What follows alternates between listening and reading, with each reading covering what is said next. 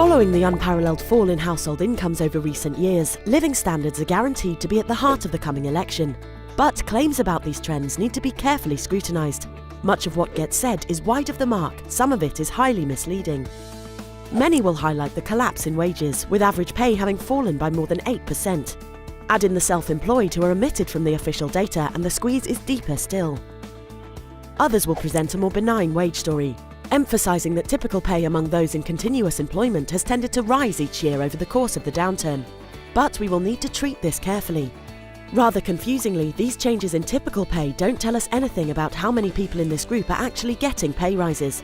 In fact, more than half have continued to face pay cuts even as median pay has increased. Over recent months, real wages have turned positive, thanks in no small part to inflation falling below 1%. And this positive trend is likely to strengthen during 2015. Some groups will inevitably do better than others, but the worst of the wage squeeze is behind us.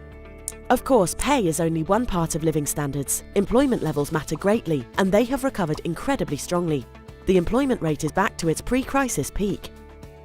Tax and benefit policies matter too. The vast majority of workers have benefited from income tax cuts, but a large minority of working people have experienced deep cuts in support, often more than offsetting these gains. Put all this together and the most authoritative survey data shows a drop of 3.5% in average household income since the financial crisis hit, or 5.5% since the peak in 2010. But that's where the data ends.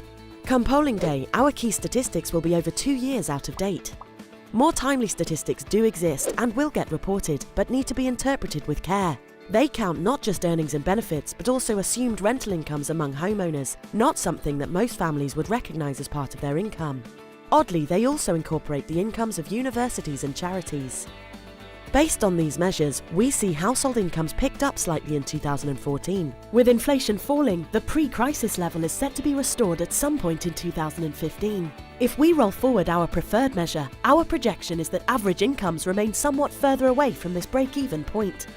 But if we look at median incomes using this measure, the picture looks better, meaning typical income is approaching its pre-crisis level.